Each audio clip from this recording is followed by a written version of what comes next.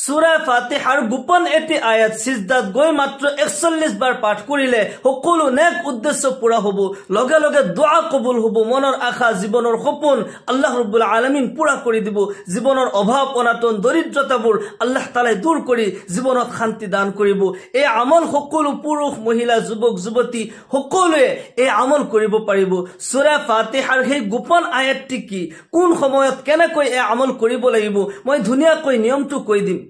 আমি যিকোনো সময়ত আল্লাহৰ পৰা মদত বিচাৰিব লাগে। আপুনি বিপদত পৰিছে, এই আমলটি কৰি আল্লাহৰ ওচৰত দোয়া কৰক, আল্লাহ ৰাব্বুল আলামিন উদ্ধাৰ কৰি দিব। বহুত বেমাৰ হৈ আছে, চিকিৎসা কৰিছে ভাল পোৱা নাই,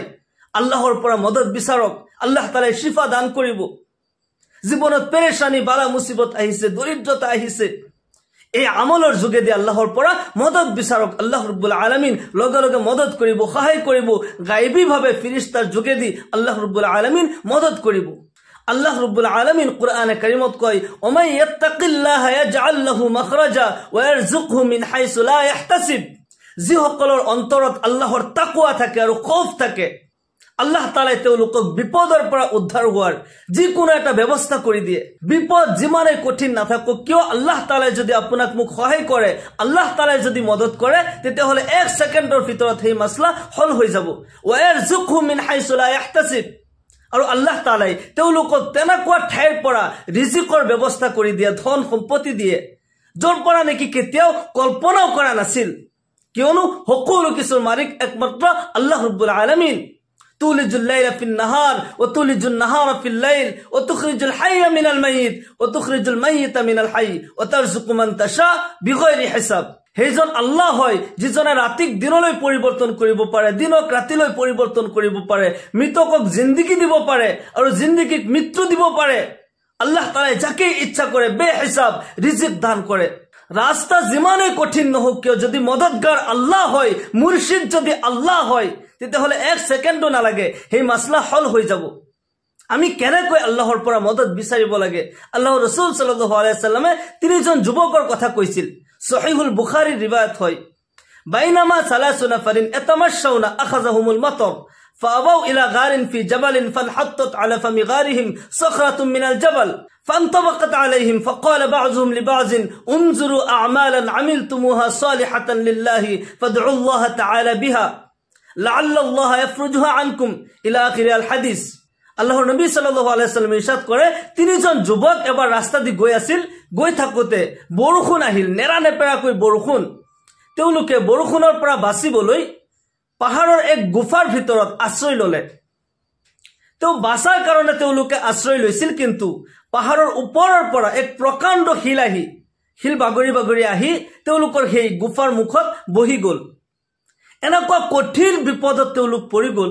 যে তাৰ পৰা ওলোৱাৰ কোনো ৰাস্তা নাই। এতিয়া তেওঁলোকে ইমানখিনি শক্তিও নাই যে এই শিল আঁতৰাব। এতিয়া কি কৰিব,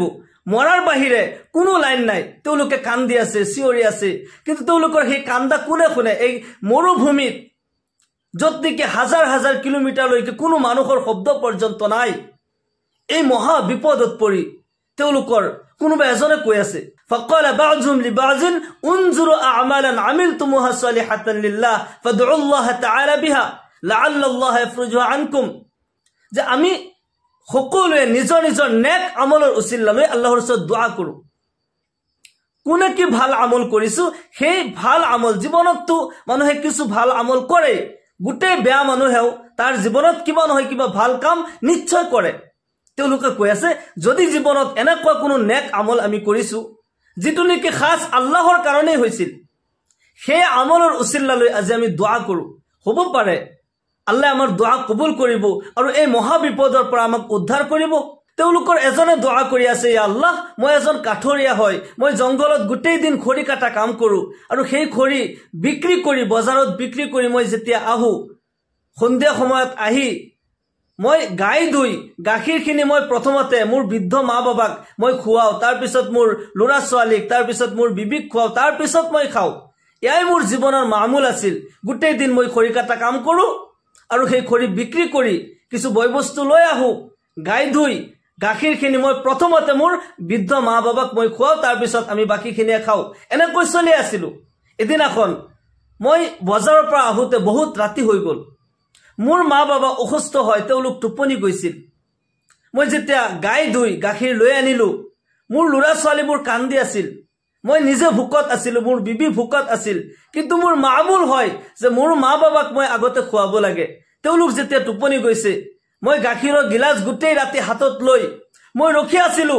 মোৰ লৰা ছোৱালীক মই খাব দিয়া নাই মই নিজেও খোৱা নাই মোৰ বিবিক মই দিয়া নাই ইয়া আল্লাহ এই নেক আমল যদি মা বাবার খিদমত যদি একমাত্র তোমার রাজি খুশির কারণে করেছিল তুমি নিশ্চয় জানা আজি এই মহা বিপদৰ পৰা আমাক উদ্ধাৰ কৰা ইয়াৰ পৰা উলোৱাৰ কোনো ৰাস্তা কোনো ব্যবস্থা তুমি কৰি দিয়া আল্লাহ ৰাসূল সাল্লাল্লাহু আলাইহি সাল্লাম ইৰশাদ কৰে এই ব্যক্তি যেতিয়া প্ৰথম ব্যক্তিজনে দোয়া কৰোতে হিল অলপমান আতৰি গল আল্লাহু আকবাৰ তেওঁলোকৰ দ্বিতীয়জনে দোয়া কৰি আছে ইয়া আল্লাহ মই এজন বিজনেসম্যান হয় মই এজন সৌদাগৰ হয় মই বহুত মানুহক লৈ কাম কৰাও মোৰ ঘৰত কাম কৰিবলৈ আহে দিনৰ শেষত গধূলি সময়ত মই মজুৰি দি দিও তেওঁলোক গুছি যায় এদিনাখন এজন মজদুৰে এজন শ্ৰমিকে তেওঁৰ সেই মজুৰি লতে ইনকাৰ কৰি দিলে নাখুশ হৈ গুছি গল মই তেওঁৰ সেই মজুৰি মই খৰচ কৰা নাই তাৰ এই মজুৰি মই আমানত হিচাপে ৰাখি এই সম্পত্তিৰ দ্বাৰা মই ছাগলী পুহিছিলো ছাগলী পুহি লাহে লাহে ছাগলীৰ ফাৰ্ম হৈ গৈছিল গৰু পুহি গৰুৰ ফাৰ্ম হৈ গৈছিল উটৰ ফাৰ্ম হৈ গৈছিল বহুত দিনৰ পিছত মানুহজন অভাৱত পৰি মোৰ ওচৰত আহি উপস্থিত হল আৰু কৈ আছে হে আল্লাহৰ বান্দা আল্লাহক ভয় কৰা মনত আছে নে মই ইমান দিন আগত তোমাৰ ঘৰত কাম কৰিছিলো মই মজুৰি থৈ গৈছিলো তুমি সেইখিনি মোক দিয়া মানুহজনে দোয়া কৰি আছে আৰু কৈ আছে আল্লাহ সেই ঘটনাৰ সাক্ষী তুমি হয় তুমি সকলো দেখিছা সকলো শুনিছা যেতিয়া মই শ্ৰমিকজনক কৈছিলো যে তোমাৰ সেই গৰুৰ ফাৰ্মখিনি ছাগলীৰ ফাৰ্ম তোমাৰ হয় বিৰাট গোটেই সম্পত্তি তোমাৰ মানুহজনে কৈ আছিল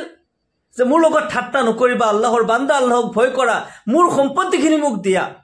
মই বাৰে বাৰে কোৱাৰ পিছতো মই এটা কথাই কৈছো যে সেইখিনি প্ৰকৃততে তোমাৰ সম্পত্তি হয় তোমাৰ সেই মজদুৰিৰ দ্বাৰা মই এইখিনি বঢ়াই বৃদ্ধি কৰিছো তুমি লৈ যোৱা মই দি দিছিলো মানুহজনে খুশ হৈ আনন্দিত হৈ লৈ গুছি গৈছিল ইয়া আল্লাহ তুমি নিশ্চয় জানা সেই আমল একমাত্র যদি তোমার রাজখুশির কারণে তোমার পছন্দর আমল যদি হয় তোমার খুশনতি হাসিলৰ কাৰণে যদি সেই আমল কৰিছিলো আমাক এই মহা বিপদৰ পৰা আজি উদ্ধাৰ কৰি দিয়া আল্লাহ ৰাসূল সাল্লাল্লাহু আলাইহি ওয়াসাল্লাম ইৰশাদ কৰে এই ব্যক্তিজনে দোয়া কৰাৰ পিছত হিল আৰু অলপ আতৰাই গল যেতিয়া আতৰ হৈ গল তেওঁলোকে আকাশখন চাব পাৰিছে আল্লাহু আকবাৰ এতিয়া তৃতীয়জন ব্যক্তিয়ে হাত তুলি আল্লাহৰ ওচৰত দোয়া কৰি আছে ইয়া আল্লাহ তুমি ভালকৈ জানা যে মই এজনী ছোৱালীক ভাল পাইছিলো বহুত মহব্বত কৰিছিলো বেপানা মহব্বত কৰিছিলো যেতিয়া তাইৰ পৰা তাইক মই খুজিছিলো বিচাৰিছিলো তাই শৰ্ত দিছিল যদি তুমি ইমানখিনি দিনাৰ আনি মোক দিব পাৰা তেতিয়া হলে মই তোমাৰ কাৰণে হাজিৰ তুমি যি বিচৰা মোৰ লগত কৰিব পাৰা ইয়া আল্লাহ তুমি নিশ্চয় জানা মই দিনে নিখাই কষ্ট কৰি 100 দিনাৰ মই তাইৰ কাৰণে যোগাৰ কৰিছিলো তাইৰ ওচৰত আনি যেতিয়া মই দিও আৰু তাইৰ পৰা তাইক মই বিচাৰো তাই এটা কথা কৈছিল যে তুমি মোক এনেকুৱা ঠাইত লৈ যোৱা যত নেকি কোনো নাই কোনেও নেদেখে তেনেকুৱা ঠাইত তুমি মোক লৈ যোৱা আৰু মোৰ লগত যি ইচ্ছা তুমি তাকে কৰা কিয়নো তুমি মোৰ শৰ্ত পুৰা কৰিছা ইয়া আল্লাহ তুমি নিশ্চয় জানা তোমাৰ খৌফ তোমাৰ তাকওয়া মোৰ অন্তৰত আহি গৈছিল মই চিন্তা কৰিছিলো মই যদি পৃথিৱীৰ সকলোৰ পৰা মই লুকাই তেনেকুৱা ঠাইত গুছি যাও কিন্তু এজন আল্লাহ সদায় জিন্দা হয় মোক দেখি আছে মই কি কৰ্ম কৰি আছো ইয়া আল্লাহ মই তোমাৰ খৌফ আৰু তোমাৰ ভয়ত তোমাৰ তাকওয়াৰ কাৰণে মই সেই নাজাইজ কৰ্মৰ পৰা বাচি গৈছিলো ইয়া আল্লাহ হে আমল যদি একমাত্ৰ তোমাৰ ৰাজি খুশিৰ কাৰণে মই কৰিছিলো আজি এই মহা বিপদৰ পৰা আমাক উদ্ধাৰ কৰি দিয়া আল্লাহ ৰাসূল সাল্লাল্লাহু আলাইহি ওয়াসাল্লাম ইৰশাদ কৰে এইজন ব্যক্তি তৃতীয়জন ব্যক্তিৰ দোয়া কৰাৰ লগে লগে সেই হিল সম্পূৰ্ণৰূপে আতৰি গল আল্লাহু আকবাৰ আমি যেতিয়া মদত বিচাৰো আল্লাহৰ ওচৰত তেতিয়া নেক আমলৰ উছিলা লৈ আল্লাহৰ ওচৰত দোয়া কৰিব লাগে কঠিন বিপদত পৰিলে আল্লাহৰ ওচৰত নেক আমলৰ উছিলা লৈ দোয়া কৰিব লাগিব মনৰ আশাবোৰ পূৰণ হোৱা নাই দোয়া কবুল হোৱা নাই নেক আমলৰ উছিলা কৰি আল্লাহৰ ওচৰত আমি দোয়া কৰিব লাগে সেই উছিলা লৈ দোয়া কৰিবলৈ হলে নিশ্চয় নেক আমল আমাৰ আগতে থাকিব লাগিব জীৱনত যদি নেক আমল থাকে তেতিয়াহে সেই নেক আমলৰ উছিলা লৈ আমি দোয়া কৰিলে আল্লাহ কবুল কৰিব এই আমল কৈ দিয়াৰ পূৰ্বে মই এটা কথা সকলোকে ক'ব বিচাৰো যিসকল মুমিন মুছলমান হয় প্ৰতিজন মুমিন মুছলমানৰ ওপৰত আল্লাহ তাআলাই 5 ওয়াক্তৰ নামাজ ফৰজ কৰিছে আমি সকলোৱে 5 ওয়াক্তৰ নামাজ যথা সময়ত আদায় কৰিব লাগে গৰীব দুখীয়া সহায় কৰিব লাগে ডাঙৰক সন্মান কৰিব লাগে সৰুক মৰম কৰিব লাগে আল্লাহ ৰাব্বুল আলামিন এই তালিম আমাক দিছে আল্লাহৰ আদেশ নিষেধ মানি যদি আমি চলো নেক আমল যদি আমি কৰো তেতিয়া হলে আল্লাহ তাআলাই আমাৰ দোয়া নিশ্চয় শুনিব যদি জীৱনৰ আশাবোৰ পূৰণ হোৱা নাই জীবনেৰ উদ্দেশ্যত সফল হব পাৰা নাই এই আমলটি কৰক আল্লাহৰ পৰা মদত বিচাৰক আল্লাহ ৰাব্বুল আলামিন নিশ্চয় মদত কৰিব